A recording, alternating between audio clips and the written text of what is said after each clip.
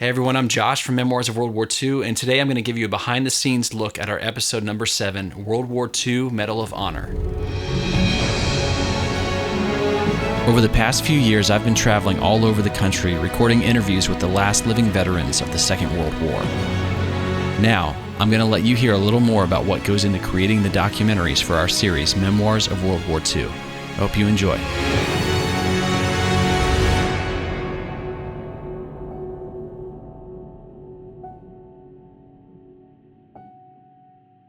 He asked me at that point in time if I could do anything with flamethrowers against the pillboxes.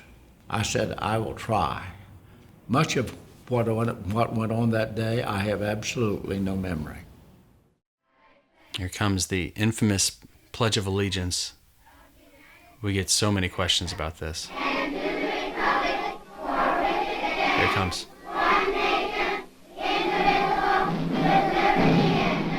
We get asked all the time, why do we remove the line "under God" from the Pledge of Allegiance? And the answer is that we didn't. This clip of the kids saying the Pledge of Allegiance was made back during World War II, probably around 1943 or 44. And at that time, that line "under God" actually was not existent in the Pledge of Allegiance. And that line wasn't added until Dwight Eisenhower's presidency in 1952. So we didn't remove that line. That's just how it was at the time. And when I heard that, when I was putting this edit together and I heard that, I was confused by it as well. But I looked it up, and sure enough, it wasn't until a few years after the war that we added that line to the pledge. Others are trained with some other job. And we had cross-trained to where we were flamethrower operators as well as demolition people. So we could do either job. We could blow it up or burn it up, whichever they needed. We were so honored to get this episode, to get this interview with Hershel Williams, because he's such a notable figure and very busy. He has speaking engagements all the time, all over the country, and he goes around dedicating these Gold Star memorials, which are for family members of those who have died in wars. And so he's a very busy person, and we had heard that he was coming to our community to dedicate a Gold Star memorial, and so we said we have to get an interview with him, do whatever we can. So we got in contact with the people that were hosting him while he was here, and eventually got it worked out that they said, okay, he might have some time the Friday night before the dedication. You guys could do an interview with him, but it needs to be quick. You guys need to be there on time, all this stuff. So we were going to meet him at his hotel the night before the dedication. And, they were going to go out to dinner, and then when they're coming back from dinner, we're going to do the interview. So we're getting ready for the interview. I had jumped in the shower, and when I got out of the shower, I had a voicemail from his host here saying, plans have changed, Josh. We are going to go to dinner later. We're going to do the interview in an hour. So be there in an hour or it's not happening. And I'm just getting out of the shower. So I had to call Christian McLean, who does our videography.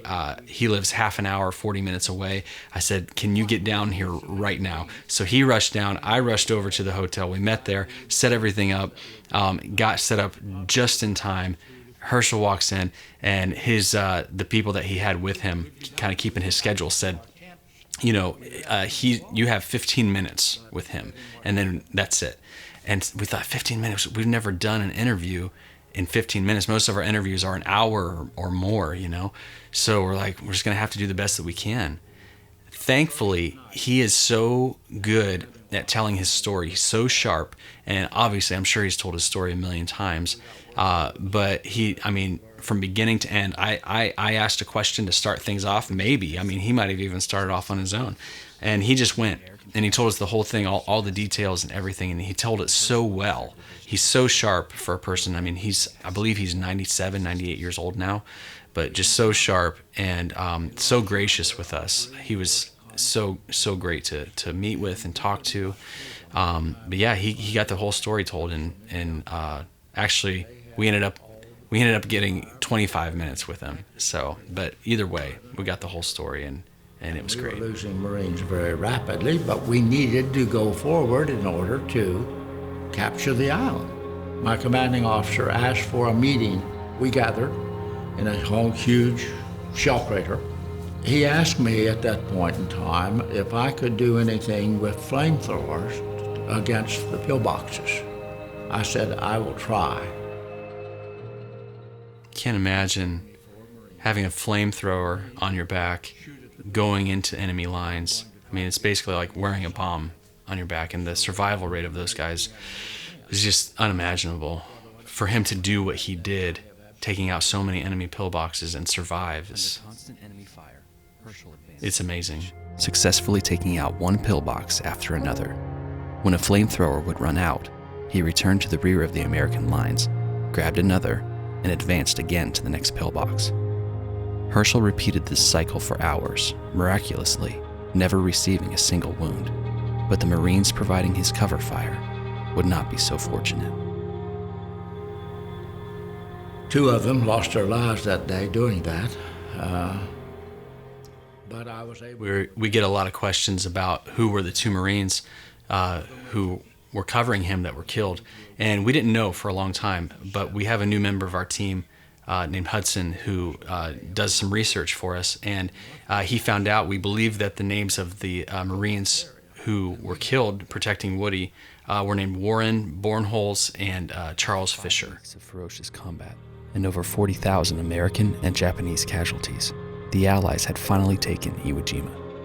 The cost of victory was far greater than had been speculated, but recognizing that losses would certainly have been higher had it not been for acts of bravery like that of Hershel and the 4 Marines who protected him, Hershel's commanding officer recommended him for the Medal of Honor.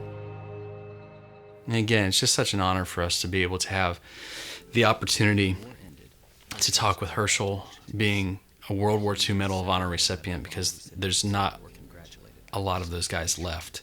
And so, we did this interview over 1.5 years ago. No, like 2 years ago. And it's still like just such a, I can't believe that I had that experience, 13 of us received the medal. I'm the last of the 13. They have all gone on, and it changed my life completely, of course.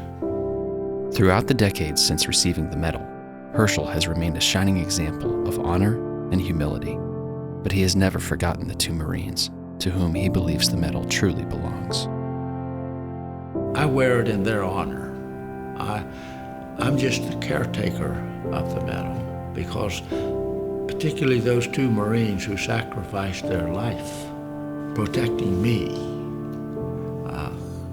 they earned the medal more than I did. I'll just wear it in their honor and say I am the caretaker.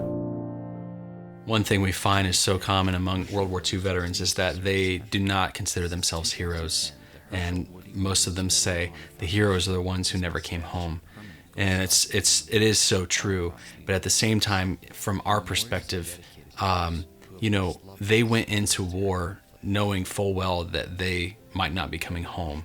And the fact that they gave everything in spite of that, to me, that makes them heroes as well. Relatives of those who sacrificed their lives, those relatives, they never have an opportunity to grow up together, and that vacancy is always there. We're here in this little community to dedicate a Gold Star Family Memorial Monument. So this is the memorial that he dedicated in our community. This is actually just a few blocks from my house. Who lost that loved one for our freedom. So there he is, Hershel Williams, still serving his country. Well, hey, we wanted to take an opportunity to answer some questions from some of the people that support us through Patreon. And if you'd like to help support what we're doing, you can check out our Patreon page. If you get involved, there's actually a lot more behind the scenes stuff on there, so you definitely want to check it out. Charles asked, how are World War II veterans chosen to be featured on the series? So with Hershel, it was a little different. We heard that he was coming to town, so we kind of went after that opportunity. But typically, people submit a form through our website, memoirsofWWII.com. We have a veteran form on there that you can fill out if you know of a veteran that you would like to see featured on our series. And that's generally the way that we find out about them. And then when we have the opportunity to come to the location where they live, that's when we go about setting up the interview. And it's great because we get a lot of different types of stories, all different kinds of perspectives from the war. And it's really through people communicating through our website that we've been able to continue to to produce this content. Josh Kreisman asked, have you considered going to other nations to interview non-American veterans? Yeah, absolutely. It's something that we've always wanted to do. We want to hear every perspective of the war that we can. But as you can imagine, it's a very complicated and costly undertaking.